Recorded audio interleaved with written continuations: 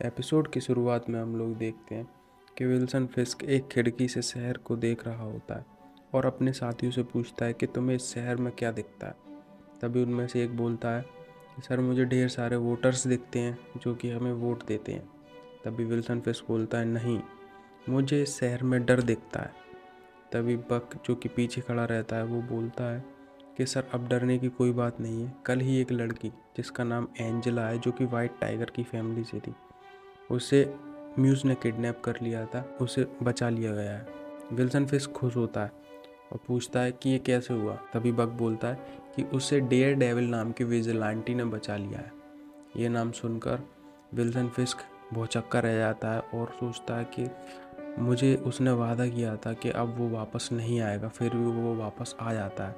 तो विल्सन फिस्क गुस्से में इन दोनों को बाहर जाने के लिए बोलता है और बोलता है कि मुझे अब कुछ देर के लिए अकेला रहना है, क्योंकि पिछली रात को मैट डेयर डेविल बनकर एंजेला को बचाने गया था, तो जाहिर सी बात है उसे बहुत सारी इंजरी भी आई थी।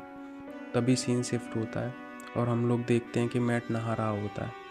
तभी हैदर वहाँ आ जाती है और वो नोटिस करती है कि मैट के ब्लड आ रहा है और उसे बहुत सारी चोटें लगी हुई हैं। तो वो मैट से पूछती है कि तुम्हें रोज़ रोज़ ये नई नई चोटें कहाँ से आ जाती हैं और तुम हर बार ऐसी जगह पर कैसे पहुंच जाते हो जहां पर खतरा होता है, जैसे कि बैंक में। तभी मैट उसे बोलता है कि मैं ब्लाइंड हूँ, इसलिए मुझे चोटें लगती रहती हैं और कोइंसिडेंटली मैं ऐसी जगहों पर पहुंच जाता हूँ जहाँ खतरा होता है। तभी हैदर समझ जाती है कि ये कुछ ना कुछ मुझसे छुपा रहा है। अपने दोस्त फोगी की पुरानी बातों को याद कर और उससे बातें शेयर कर इस टॉपिक को वहीं पर दबा देता है।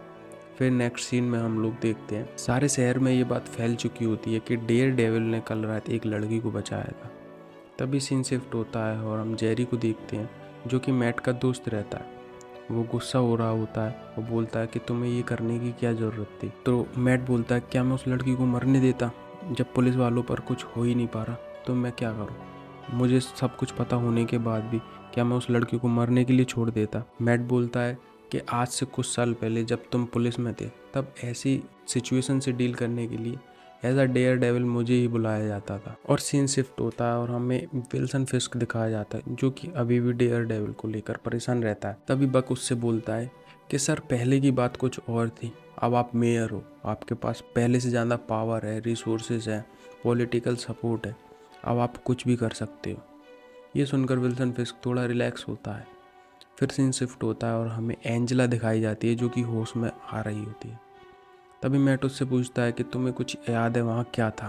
तो वह एंजेला बताती है कि वहाँ बहुत सारा खून और कई लोगों के चेहरे बने हुए थे। तभी सीन शिफ्ट होता है और हम हैदर को उसकी क्लिनिक में देखते हैं जहाँ उसका एक क्लाइंट बेस्टियन आया होता है उससे थेरेपी लेने के लिए। और ऑन दी अदर हैंड हमें विल्सन फिस्क की ऑफिस में दिखाया जाता है कि एक डिटेक्टिव आई होती है और वो बताती है कि म्यूज़ के बारे में इंफॉर्मेशन लाई होती है।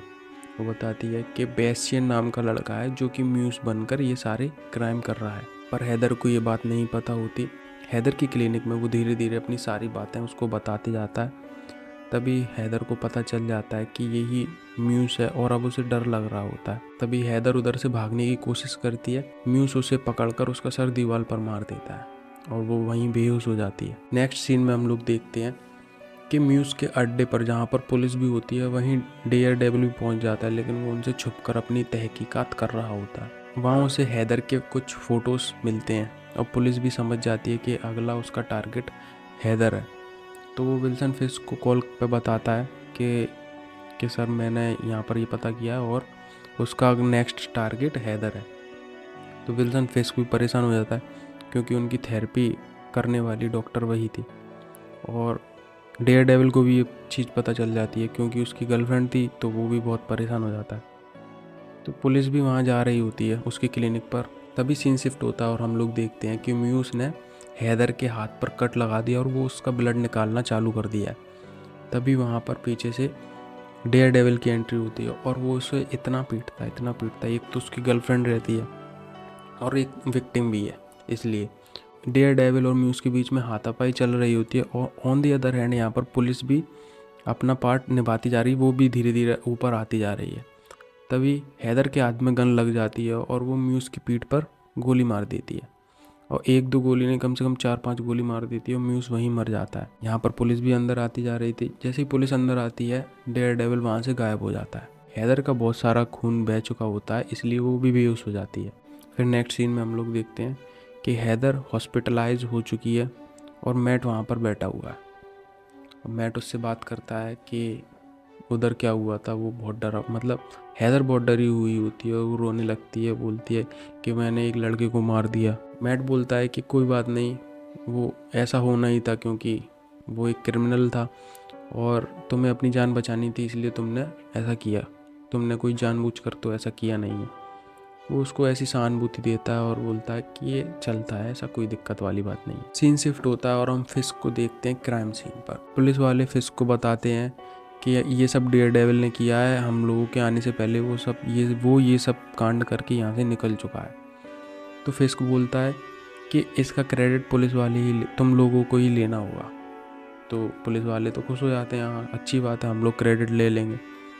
और फिस्क सारी न्यूज़ में यही बात होती है कि डेयरडेविल का कोई जिक्र ही नहीं है, सारा काम पुलिस ने किया है। तो फिस्क इसको लेकर खुश था, लेकिन बीबी के न्यूज़ वाली लड़की ने देख लिया था कि डेयरडेविल वहाँ से निकल रहा होता है। तो उसका ये सीन था कि भाई वो तो सच्ची घटना है, सच्ची न्यूज़ बताती है। तो उसने अपने न्यूज़ चैनल पर डाल दिया था कि ये सब डेयरडेविल ने किया है और पुलिस ने कुछ नहीं किया।